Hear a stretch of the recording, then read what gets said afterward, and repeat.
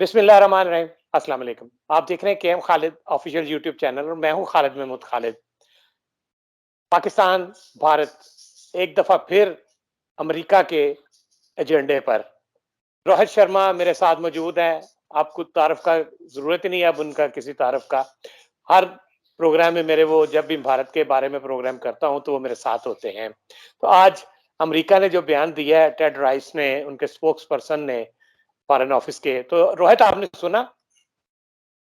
Sir मैंने सुना कि नेट प्राइस का स्टेटमेंट जो वो ये है कि इंडिया और पाकिस्तान को बातचीत करनी चाहिए और हम ऐसा भी कहीं बोला गया है एक्चुअली में उनका एग्जैक्ट स्टेटमेंट तो ऐसा नहीं दिखा मुझे, लेकिन मुझे कहीं पाकिस्तानी जगह पे दिखा कि अमेरिका दोनों के बीच में मीडिएट करने के लिए तैयार। अब मीडिएशन तो एक ऐसी चीज़ है जिसके लिए इंडिया बहुत टची है, कभी नहीं चाहेगा इंडिया कि मीडिएशन कोई करे। इंडिया पहले दिन से बोलता रहा है कि बायलैटरल इश्यू है। अच्छा, इससे पहले ट्रम्प एडमिनिस्ट्रेशन ने भी बोला था ट्रम्प एडमिनिस्ट्रेशन ने कि हम लोग मीडिएशन कर सकते हैं। Now coming to the point कि मीडिएशन जो है वो क्या इंडिया को पसंद है? नहीं, इंडिया को नहीं पसंद है। इंडिया इंडिया वांट्स कि हम दोनों आपस में बात करेंगे, हमारे बीच में दूसरा तीसरा कौन? और इस चीज़ पे कई कई पाकिस्तान के एलाइज़ भी इंडिया के फेवर में। आप बोले तो सऊदी अरेबिया भी फेवर में है, यूएई भी इंडिया के फेवर में है कि तो आप दोनों का मामला आपस में आप निपटाइए। एंड कश्मीर इश्यू भी अपना आपस में दोनों का मामला है। हाँ, ये ज़रूर है दोनों के बीच में बातचीत होनी चाहिए। Of course, no doubt about it. ये बात तो सभी बोलते हैं कि दोनों के बीच में बातचीत होनी चाहिए। और ये बात तो इंडिया भी बोलता है कि बातचीत होनी चाहिए, लेकिन टेररिज्म बंद कीजिए। तो इसमें कोई ऐसी बात नहीं है स्टेटमेंट में जो कि कहीं पे भी ऑब्नॉक्शियस मतलब कहीं पे भी ऑब्जेक्शनेबल हो। अ, ये स्टेटमेंट्स पहले भी आ चुके हैं। अगर वो मीडिएशन करना चाह रहे हैं, तो हमें एक लार्जर पर्सपेक्टिव में इसको देखना पड़ेगा। शुरू होता है ये पैसिफिक रिम से और आके खत्म होता है इंडियन ओशन रिम तक, जो इंडिया और अमेरिका कोऑर्डिनेशन है। अगर आप देखें तो हम क्वाड में हैं, अमेरिका के साथ Japan, Australia, India, US and then U2 में हैं हम इंडिया, यूएस, इज़राइल और यूएई। तो हम ये दोनों के दोनों बोला जाता है कि स्ट्रेटेजिक नहीं है, यानी कि डिफेंस कोऑर्डिनेशन नहीं है इसमें, लेकिन ऐसा कौन-सा नॉन स्ट्रेटेजिक अलायंस होता है जिसकी नेवल एक्सरसाइजेस भी होती हैं और मिलिट्री एक्सरसाइजेस भी होती हैं और एयरफोर्स एक्सरसाइजेस भी होती है। मेरी तो समझ से बाहर है। मेरा 20 साल का एक्सपीरियंस बोलता है कि भाई ये कहीं न कहीं स्ट्रेटेजिक है, लेकिन क्योंकि हमारी सारे फॉरेन मिनिस्टर्स यही बोल रहे हैं, सारे कंट्रीज़ यही बोल रहे हैं, तो मुझे मेरी भी मजबूरी बोलना कि वो नॉन स्ट्रेटेजिक अलायंस है। अब बात करते हैं कि अमेरिका और इंडिया। तो हम क्वाड में हैं, हम I2U2 में हैं और हम कई ऐसी जगहों पे हैं, जहाँ पर अमेरिका के साथ हम कोऑर्डिनेशन काम करते हैं, पहली चीज़। दूसरी चीज़, अभी G20 इंडिया में चल रहा है, तो इंडिया इस समय अमेरिका से डायरेक्ट हेड ऑन कोलिजन में नहीं आना चाहेगा, कुछ कड़वा नहीं बोलना चाहेगा। ऑफ कोर्स इंडिया चाहता है कि अगली अमृतसर में मीटिंग्स होने वाली हैं G20 की, वो पूरी हो जाएँ, कंप्लीट हो जाएँ और उसके बाद हमारी बहुत सारी G20 मीटिंग्स हैं, वो सारी हो जाएँ। तो इंडिया माहौल बने रहना चाहता है, इंडिया अभी किसी से पंगा नहीं लेना चाहता क्योंकि G20 India wants it to be success और अभी हमारी जो फॉरेन मिनिस्टर लेवल जो मीटिंग हुई है वो बड़ी सक्सेसफुल थी, एक्सट्रीम सक्सेसफुल, लेकिन उसमें कॉमन स्टेटमेंट नहीं आ पाया। तो कितनी सक्सेसफुल थी आप समझ लीजिए। अब कॉमन स्टेटमेंट नहीं आ पा रहा है, तो आगे वाली मीटिंग को बचाने के लिए इंडिया को इसमें स्टेटमेंट मुझे नहीं लगता देगा। बट स्टिल इससे इंडिया खुश तो नहीं होगा, इसमें कोई शक नहीं। इंडिया का स्टैंड ये रहा है कि हमारा बायलैटरल है और इससे पहले भी जब भी अमेरिका ने बोला है या ब्रिटेन ने बोला है, ब्रिटेन ने भी बोला था हम मीडिएट कर देंगे, तो उस समय हमारे फॉरेन मिनिस्टर का statement Britain is the third great power. तो अमेरिका को जब भी बोला कि हम मीडिएट कर देंगे, तो इंडिया की तरफ से ऐसा जवाब गया कि दोबारा कश्मीर का नाम लेने से पहले भी अमेरिका ने सोचा।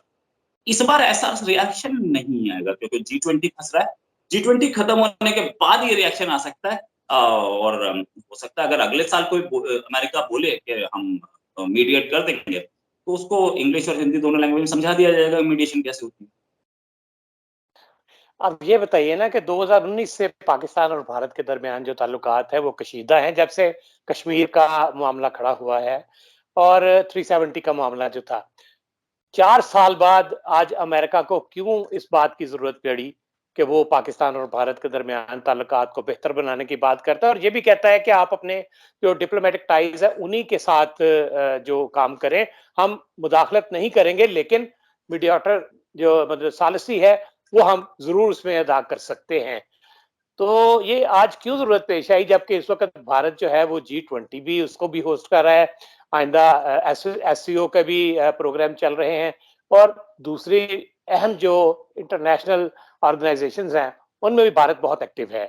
क्या अमेरिका भारत को उसकी जो पॉपुलैरिटी है उसको देखने के बाद ये कोशिशें कर रहा है कि पाकिस्तान इस वक़्त ज़रूरत है खित्ते के अच्छे ताल्लुकात हो भारत के साथ और दूसरे ममालिक के साथ? देखिए कितने ये बात तो हमेशा से बोलता आया है वो अम, अमेरिका के दोनों को डायलॉग होने चाहिए तो और अगर आप बोले तो जो इंडिया ने 370 रिमूव की थी उस पर अमेरिका का स्टैंड अलग है और पाकिस्तान का स्टैंड अलग है। अगर देखें तो पाकिस्तान के फॉरेन मिनिस्टर उस समय के फॉरेन मिनिस्टर शाह महमूद कुरैशी ने भी एक स्टेटमेंट दिया था कि 370 removal is an internal issue of India. उसके बाद वो प्रेशर में जाकर के उन्हें चेंज करना पड़ गया, क्या किया वो उनकी प्रॉब्लम हमें नहीं पता। लेकिन उन्होंने एक स्टेटमेंट दिया था और शाह महमूद कुरैशी साहब जैसे आदमी ने स्टेटमेंट दिया तो I honour it because he was of course वो रिट्रैक्ट कर गए तो रिट्रैक्टेड स्टेटमेंट ही माना जाएगा उनका, पुराना स्टेटमेंट नहीं माना जाएगा। बट देन अगर उन्होंने दिया था तो कहीं कुछ रहा होगा। ये भी सोचना ज़रूरी है, क्योंकि वो खत्म हो चुका, रिट्रैक्ट हो गया तो हम उस पे ज़्यादा डिस्कशन नहीं करेंगे। जहाँ तक बात है सऊदी अरेबिया भी तो वो यही स्टैंड ले रहा था और अमेरिका भी यही स्टैंड ले रहा था। तो कश्मीर इश्यू पे जो जो हमारे 2019 में 2019 में जो हमारे जो रिलेशंस खराब हुए थे पूरे, वो किस वजह से हुए थे? वो 370 रिमूवल से हुए थे और 370 रिमूवल पे पाकिस्तान के साथ कोई खड़ा नहीं है। तो ऐसे में पाकिस्तान बिल्कुल आइसोलेटेड खड़ा है तो फिर तो कुछ नहीं हो सकता। और दूसरी चीज़ अगर ये लोग बहुत टाइम से बोल रहे थे कि आप बातचीत कीजिए, क्यों?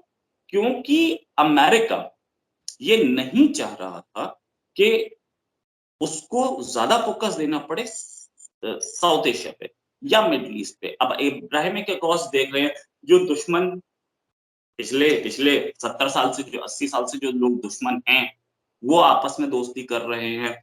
अच्छा एक चीज़ और है, इस पे भी आऊँगा, ये बेगानी शादी में अब्दुल्ला दीवाना कौन है? वहाँ पर इब्राहिम अकॉर्ड्स हो रहे हैं और वो कंट्रीज़ जो 2-3 वॉर लड़ चुके हैं, उसी जेरूसलम की धरती के लिए, वो कंट्रीज़ पीस अकॉर्ड कर रहे हैं और फुल डिप्लोमैटिक रिलेशंस मेंटेन बना रहे हैं, सॉरी। दूसरा इंडिया और पाकिस्तान के बीच में डिप्लोमैटिक बातचीत करने के लिए बोला जाता है तो फुल डिप्लोमैटिक रिलेशंस तो बनने चाहिए। एम्बेसडर नहीं दोनों का, जब दोनों का एम्बेसडर नहीं है तो फिर आप समझ लीजिए ये फुल डिप्लोमैटिक रिलेशंस तो इंडिया और चाइना में है और इंडिया और चाइना में तब है जब दोनों की eye ball to eye ball army खड़ी है। 1 लाख से ज़्यादा आर्मी खड़ी है। हमारी तरफ से 70-80 हज़ार होनी चाहिए, उनकी भी करीब इतनी होगी। ये ऐसे थोड़ी कम होगी, क्योंकि उनके लिए थोड़ा टफ होता है वो तिब्बत में मेंटेन करना। लेकिन आर्मी खड़ी अब ऐसे में कि ये देखना कि पाकिस्तान और इंडिया के बीच में नहीं है। ये कहीं न कहीं पाकिस्तानी साइड से इमैच्योरिटी दिखा रही है। हालाँकि पाकिस्तान जो है एक ऐसा कंट्री है जिसके पास अगर मैं बोलूँ तो टैलेंटेड फॉरेन सर्विसेज ऑफिसर्स की कमी नहीं। और मतलब अब्दुल रशीद साहब बोले इस समय कुछ भी, लेकिन जिस समय वो डिप्लोमैट थे, उस समय काम बड़ा अच्छा हुआ था, no doubt, I have seen it. मैंने खुद देखा है और अब्दुल रशीद साहब ही नहीं, उसके साथ जहांगीर हुआ करते थे, पूरा नाम मैं उनको भूल रहा हूँ। ताहिर और भी मलिक थे। दूसरे थे, तारे मलिक थे। तो इनके टाइम पे काम तो अच्छा ही हुआ था, इंडिया-पाकिस्तान रिलेशंस बेटर ही। लेकिन ये देखने वाली बात है कि क्या ये सारे के सारे लोग अपनी पॉलिटिकल लीडरशिप को समझा नहीं पा रहे हैं? समझा पा रहे हैं, अच्छी तरह से समझा रहे हैं। जितने भी डिप्लोमैट्स इस समय भी हैं, वो भी काम कर रहे हैं और वो अपनी बेस्ट एफर्ट्स दे रहे हैं। ये जो स्टेटमेंट्स हैं बिलावल भुट्टो जरदारी के जो पहले आ रहे थे कि मैं इंडिया से मीडिया के थ्रू बात नहीं कर सकता, वो स्टेटमेंट ऐसे ही नहीं आ रहे थे। कहीं न कहीं उनको वो काबिल डिप्लोमैट्स ने समझाया था। लेकिन उसके बाद आती है पार्टी और पार्टी वर्कर्स और पार्टी के जो ओहदेदार हैं, वो आके बोलते हैं कि भाई इंडिया से डिप्लोमैटिक रिलेशंस बनाओगे तो अगला इलेक्शन कैसे लड़ेंगे हम? किस मुँह से लड़ेंगे? क्या आपने कश्मीर को धोखा दे दिया? तो यहाँ पे क्योंकि एक स्टैंड बना लिया है इमरान खान ने, हालाँकि मैं इससे इत्तेफ़ाक नहीं रखता हूँ, लेकिन इमरान खान ने एक स्टैंड बना लिया और इमरान खान को आप इग्नोर नहीं कर सकते। ये बात समझने वाली है। इमरान खान के पास एक मैसिव वोट बैंक है खैबर पख्तूनख्वा में और कुछ वोट बैंक वो पंजाब में दिखा चुके हैं। अपने लाहौर में सीट जीती है उन्होंने भी हाल में और वो सिंध में भी दिखा चुके हैं। वो ऐसे आदमी हैं जिसको इंडिया में बोलते हैं वोट काटने वाला। वो वोट काट के किसी को भी हरा सकते हैं, सम प्राइम मिनिस्टर भले ही ना बने। और ये इमरान खान की इस पॉलिटिक्स की वजह से ज़रदारी को बिलावल भुट्टो को अपनी पॉलिटिक्स छोड़नी है। वहाँ पे या जिसे बोले पॉलिटिक्स नहीं छोड़नी पड़ी, डिप्लोमेसी छोड़नी पड़ी है और वो सेम डिप्लोमेसी जिसमें उन्होंने स्टेटमेंट दिया था कि मैं इंडिया के साथ मीडिया के थ्रू बात नहीं कर सकता, वो स्टेटमेंट भी उनको रिट्रैक्ट करना पड़ गया या रिट्रैक्ट नहीं किया तो उसके बाद जो स्टेटमेंट्स आए हैं कि कश्मीर, कश्मीर, कश्मीर एंड मोदी किलर और ये वो अब मतलब जैसे बोलते हैं कि पाकिस्तान के मैं एक बात पे तो इशाक डार साहब की बात पे तो बिल्कुल उनको सपोर्ट करूँगा कि अकेला कंट्री है जो कलमे के नाम पे बना था, अब इसको अल्लाह ही अब ये बताइए कि आपने देखा होगा कि भारत ने अफ़गानिस्तान के लिए 20,000 टन मीट्रिक टन गंदम जो है, वो भेजने का ऐलान किया है।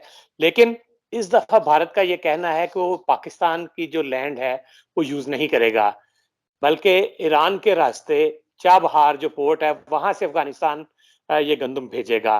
और इसका ये कहना है कि पाकिस्तान को जब फरवरी 2022 में ये तय किया था कि पाकिस्तान के रास्ते अफ़गानिस्तान गंदम 50,000 टन भेजी जाएगी, तो पाकिस्तान ने बहुत देर लगा दी थी इजाज़त देते हुए। तो ये क्या आप क्या समझते नहीं कि पाकिस्तान इस वक़्त भारत की अहम ज़रूरत है, जिसकी वजह से वो कई महीने लगा देता है पाकिस्तान के साथ बातचीत करने में अपने मफ़ाद के लिए और इस दफ़ा वो अफ़गानिस्तान के रास्ते सॉरी ईरान के रास्ते जो है वो गंदम भेज रहा है। उसको ज़रूरत नहीं है पाकिस्तान? तो देखिए 2 चीज़ें, ये सोचने वाली बात है कि 2 चीज़ें बड़ा क्लियर हैं कि आप पाकिस्तान पे पाकिस्तान के थ्रू अफ़गानिस्तान एक सोने से भरा हुआ ट्रक भेज दीजिए, वो शायद सेफ़ली पहुँच जाए। लेकिन गंदम यानी कि गेहूँ से भरा हुआ ट्रक भेजेंगे तो वो नहीं पहुँचेगा। उसके पास खुद के पास गेहूँ क्यों? की ऐसी प्रॉब्लम है, आटे की इतनी प्रॉब्लम पाकिस्तान के पास है, तो वो बीच में लूट अरे लिया जाएगा। भाई तो आपके वी डोंट 50,000 टन पहुँचे कि नहीं? ये गलत बात है। 50,000 टन गंदम पहुँची कि नहीं? तो उसमें एक दाना भी कहीं गायब हुआ।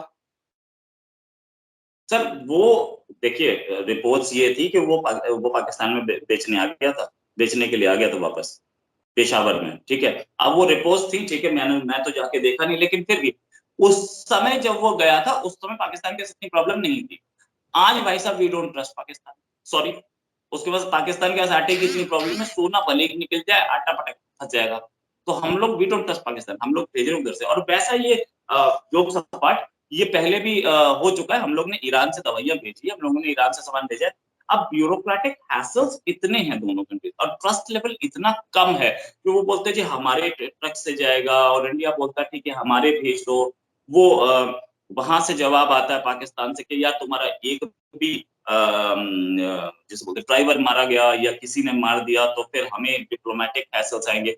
ये अब्दुल बासित साहब का स्टेटमेंट था। I don't know Abdul Basit साहब ऐसा ऐसा स्टेटमेंट दे कैसे सकते हैं? बट स्टिल उसके बाद एट द एंड हुआ क्या कि अफ़गानिस्तान के ट्रक आ जाएँगे, ले जाएँगे। I mean like why this unloading and loading ये मुझे नहीं समझ में आया। ठीक है, अब वो पाकिस्तान की प्रॉब्लम है। ये मुझे समझ आ रहा है, ये मुझे समझ आ रहा है। आपको याद होगा कि जब अफ़गानिस्तान में तालिबान का अभी दौर शुरू नहीं हुआ था, तो उस वक़्त भारत ने जिस तरीके से मुख़्तलिफ़ कंटेनर्स में असलहा असलहा भेजा था अफ़गानिस्तान में, तालिबान को क्रश करने के लिए, वो आपको याद होगा। इसीलिए ये एतमाद की फिजा सिर्फ भारत को ही नहीं, पाकिस्तान को भी ऐसा ही है कि भारत के किसी कॉल और फेल पे एतमाद नहीं करता। ये सबसे ज्यादा कमी मेरा ख्याल है इसी बात की है कि ना भारत एतमाद करता है और ना पाकिस्तान भारत पे एतमाद करता है। ये कमी कैसे दूर होगी? नहीं तो पाकिस्तान ये भी तो एक्यूज करता है कि पाकिस्तान में हथियार भेज रहा है इंडिया अफगानिस्तान के थ्रू, करता ही है ना। ये स्टेटमेंट पढ़ा होगा आपने, सुना भी होगा। अगर अफगानिस्तान के थ्रू असला आ रहा है तो इंडिया से डायरेक्ट लेने में क्या प्रॉब्लम? मुझे तो नहीं तो समझ में वही आती असला भाई। जो असला भारत अफगानिस्तान को भेज रहा था, वही पाकिस्तान आता रहा है ना, तो पाकिस्तान के नहीं हालात भाई, खराब करने के लिए। नहीं मेरा क्वेश्चन ये है कि पाकिस्तान का स्टैंड ये है कि इंडिया अफगानिस्तान के थ्रू असला बारूद भेजता है, ठीक है? मतलब पहुंच तो रहा है, ये तो मान रहा है। अगर आ रहा है तो इंडिया से जाते हुए क्या प्रॉब्लम भाई, सीधे ही ले लो। मैं तो सिंपल क्वेश्चन पूछ रहा हूँ। तो आप बोल रहे हैं कि नहीं हम इंडिया से डायरेक्ट नहीं लेंगे, हम वहां से ले लेंगे अफगानिस्तान से, तो हमें क्या प्रॉब्लम है, हम अफगानिस्तान से भेज देंगे। भाई ये समझिए देखिए ना। भारत इसीलिए भेज रहा है ना, और पाकिस्तान में स्मगल होता है, पाकिस्तान के बलूचिस्तान के हालात खराब करने के लिए असला आप अफगानिस्तान भेजते हैं, जहां से जो तालिबान हैं वो पाकिस्तान भेज देते हैं, और यहाँ तालिबान पाकिस्तान जो है उनके साथ मिलके ये हालात खराब होते हैं। आप माने ना इस बात को, और यही मान रहे हैं आपके, अगर पाकिस्तान को मैं मान तो अफगानिस्तान रहा से हूँ असला सर, मिल रहा मैं है मान तो तो रहा हूँ। भारत से क्यों नहीं?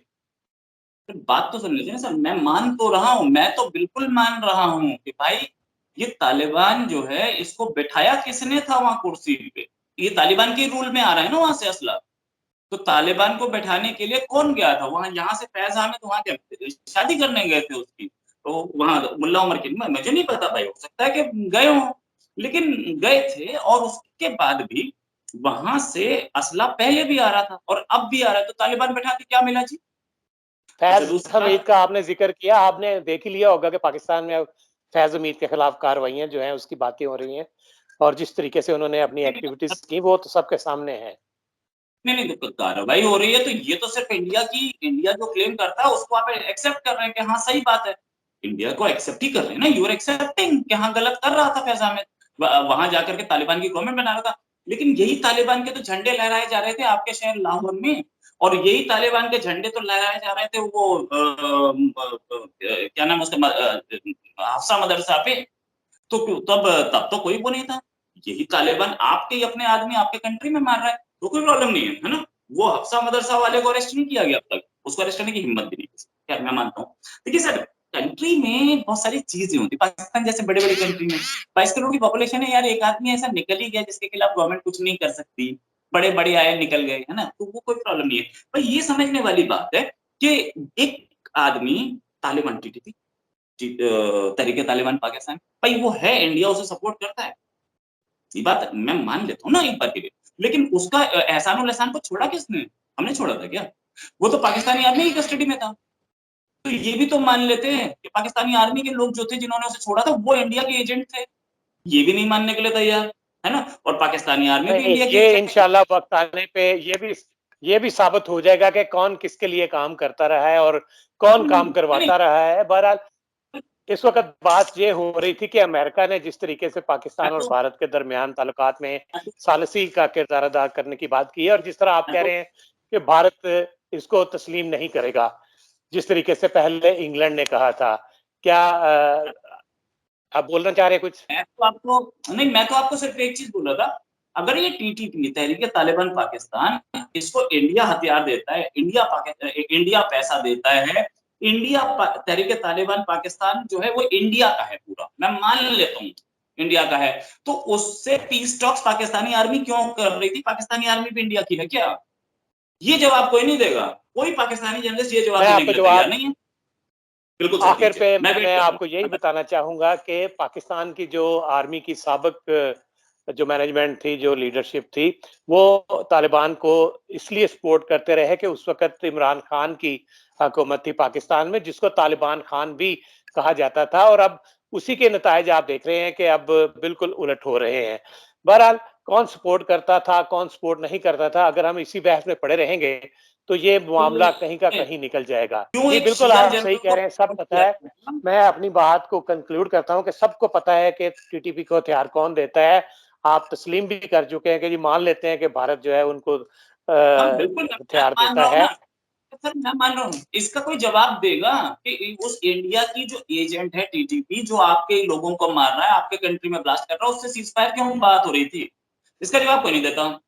और वो अब एहसान-उल वक़्त एहसान के साथ-साथ जो कि पेशावर मास्टरमाइंड का अटैक है, मास्टरमाइंड का पेशावर अटैक है, जिसमें बच्चे मारे गए थे। इतनी गंदी टेररिस्ट अटैक मैंने 10 साल में नहीं देखा है पूरे सब कॉन्टिनेंट में, जहाँ बच्चे मार जी, दिए गए जिस हों, तरीके से 100 से भारत उसमें ऊपर। शामिल था, वो साबित हो चुका है।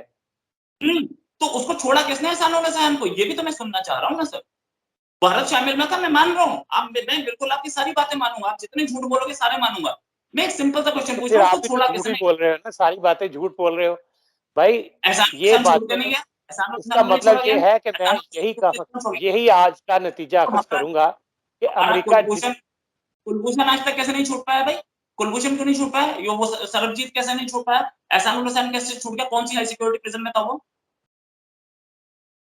सर जवाब नहीं मर है के ही कोई। आएगा, कुलभूषण भी मर के ही आएगा सरबजीत की तरह। आप बेशक जो मर्ज़ी बोलते रहें, जिस तरह आप कह रहे हैं कि मैं जितना मर्ज़ी झूठ बोलूँ, आप जितने मर्ज़ी ड्रामे करें, जितना मर्ज़ी आप हवाई बातें करें, आप उसको यही कहेंगे जी, मीडिया में आ चुका है सारा, इसका सबूत कोई भी नहीं मिला। तो बहरहाल आप इस वक़्त अमेरिका ने जो पेशकश की है, मुझे अंदाज़ा लग रहा है कि आपको जो जिस तरीके से भारतीय एजेंसियों ने या भारतीय हुकूमत ने फ़ीड किया है, उसके मुताबिक पाकिस्तान के साथ भारत जो है वो ताल्लुकात बेहतर नहीं बनाना चाहता। जिस तरीके से भारत कहता है कि हम तो बेहतर बनाना चाहते हैं, लेकिन अमल में ऐसा नहीं है और यही आप कहना चाह रहे हैं। मैं इंडियन हूँ, तो मुझे भारतीय एजेंसीज़ फ़ीड करेंगे ना, पाकिस्तानी एजेंसी तो फ़ीड करेगी नहीं। और मैं उस दिन मरना चाहूँगा जिस दिन मुझे पाकिस्तानी या चाइनीज़ एजेंसी या अमेरिकन या रशियन एजेंसी फ़ीड करे। सच बात तो ये है। लेकिन क्या मेरे सवालों का जवाब है कहीं पे? मैं मेरे सवालों का जवाब नहीं। हमारी एजेंसीज़ या हम बात तो सच बोलते हैं। अगर झूठ बोल रहे हो तो आप बताइए। जी, दुनिया में सिर्फ़ एक ही इस वक़्त एजेंसी जो है वो पाकिस्तान के लिए जो काम कर रही है वो सही है, सच बोलती है और जिसको आपने अभी एक्सेप्ट किया है कि आप भारतीय हैं और भारतीय एजेंसियाँ आपको जो फ़ीड करेंगी, आप वही कहेंगे, भारतीय पाकिस्तानी एजेंसियों की बात तो नहीं करेंगे। प्राउडली तो बोलूँगा बहरहाल तो बात यहीं पे ख़त्म करूँगा कि पाकिस्तान के लिए जो अमेरिका ने सोचा, भारत उसको नहीं करना चाहेगा और शायद ये खित्ते की बदकिस्मती है कि अगर कोई दोनों मुल्कों के दरमियान ताल्लुकात की खराबी को ख़त्म करने के लिए सालिसी का किरदार अदा करना चाहे, तो भारत कहता है नहीं जी, ये हमारा ज़ाती मामला है और ज़ाती मामले में वो कहता है जी कि हम पाकिस्तान से बात नहीं करेंगे और अपने जो डिप्लोमैटिक टाइज़ हैं वो भी आधे रखे हुए हैं। पाकिस्तान करना चाहता है, पाकिस्तान की बात भारत नहीं मानता। मैं आपका बहुत-बहुत शुक्रगुज़ार हूँ कि आप अपने हमेशा की तरह आपने भारत की ज़ुबान बोली और लड़ाई-झगड़े को प्रमोट करने के लिए पाकिस्तान को ब्लेम दिए और यही कहा कि हम ताल्लुकात बेहतर नहीं बनाना चाहेंगे। आपका बहुत-बहुत शुक्रिया। सर मैंने नहीं बोला सर, ये हमारे प्राइम मिनिस्टर मोदी पहले बोले थे, हमारी गवर्नमेंट का स्टैंड है, तब तक ताल्लुकात बेहतर नहीं होंगे जब तक टेररिज़्म नहीं जी, शुक्रिया आपके मोदी जी जो हैं वो भी आप ही की तरह के हैं।